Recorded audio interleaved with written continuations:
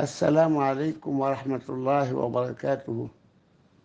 إلى السيد الدكتور أحمد لو man la Abdoul Aziz Touré fii ci Fass.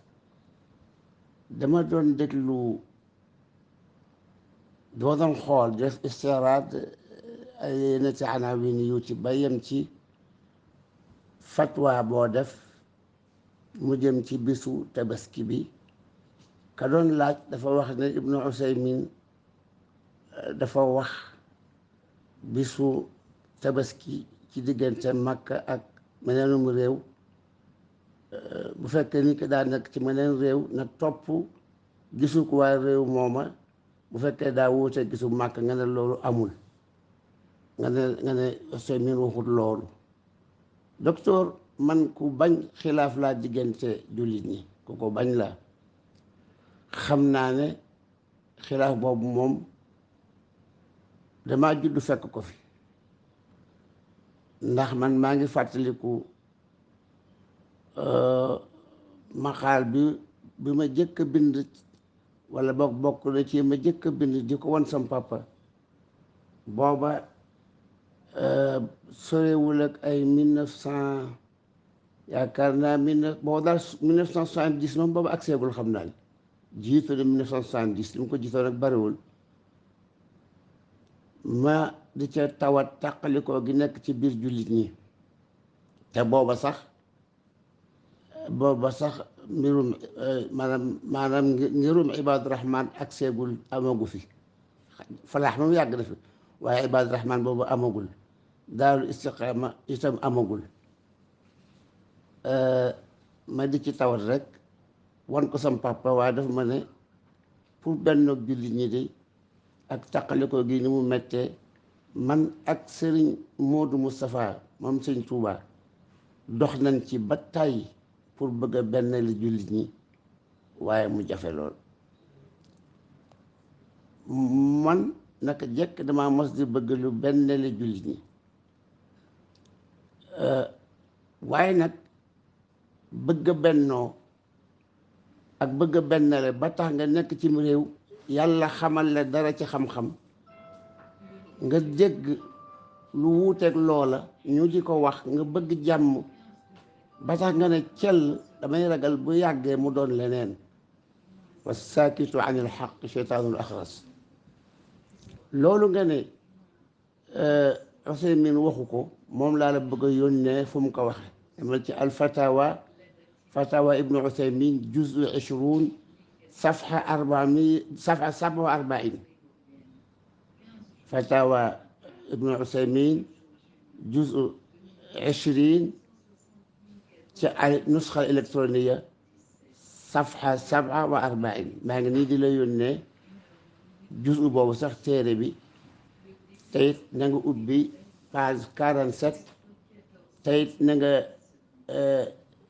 xool, dinaa ci boole wóodd boo xam ne la ca page ba moom laa def ci wóodd ba. la joxee nga jàng ci wóodd bi, soo paree nga ubbi téere bi page 47 nga jàng ko. da ngay gis ne Usaymin dafa wax ni nit ki bu fekkee dafa nekk cim réew, weeru tabaski teru bis bu bokkut ak ba mu teru ca Màkka. dafa joxe misaal, def ni su fekkee réew ma nga ne dañoo jëkk a gis weeru waa Màkka, nga xam ne ñoom seen bisu juróom-ñeent mooy bisu juróom-ñett ca Màkka. mu ne kon ñoom seen bisu woor mooy juróom-ñeent ca bis biñ ko gis ci réew mooma. seen bisu tabaski mooy fukk ci bis biñ gis ci réew mooma, ndax yonent bi daa wax ne sallallahu alayhi wa sallama suumu li ru'yati al-hilaali wa aftiru li ru'yatihi. te ñoom waa réew mi gisuñu ko. loolu la wax. mu ne ndaxte su fekkee ñoom waa réew mooma dañoo gis weer wa mu teddu ba ca ëllëg sa waa Màkka door koo gis, kon ñoom bisub Arafa ca Màkka bisub tabaski la ci ñoom. ci bisub tabaski kenn du ko woor. mu ne naka noonu tam bu fekkee aksi bi la, te moo di waa Màkka dañoo gis weer ba ca ëllëg sa ñoom waa réew ma ñu door koo gis.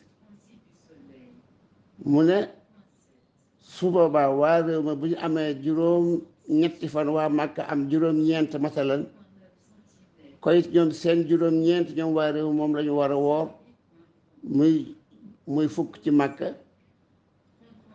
ma ngoog ca ëllëg sa ci seen fukk ci la ñu war a tabaski loolu mi ngi ci fatawa ibn Usaymin al juz'ul 20 safha 47 maa ngi lay yónnee fatwa bi di lay yónnee juz'i bi mu ne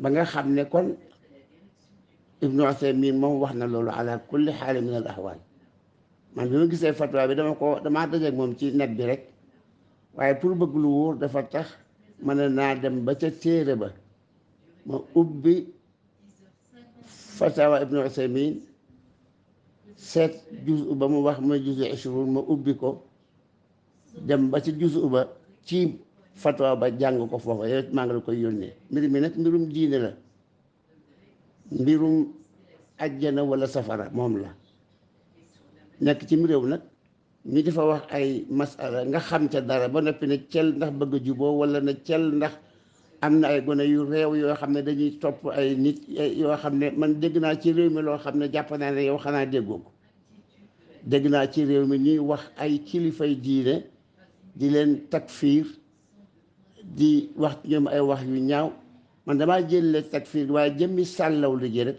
jaar ci tur mel ni kuy tudd ma ngoog di wax ay waxin yoo xam ne wax loolu moom li mën a indi ci tafriqa bayna al muslimin rek te itam yadur wala yanfa day lor te du jëriñ ndare nag ñu wax ne Sénégal moom ñi fi ay jullit rek ñooy ñi ñuy tudd as-salafiyya ay suufi ne ay yéefar lañu loolu tam wax ay xale la waaye yooyu yëpp du jëriñ dara te dana lor lu bari te ñuy gàddu masuliya ba nag mooy ña jiite daawa boobu maa ngi lay yónnee lii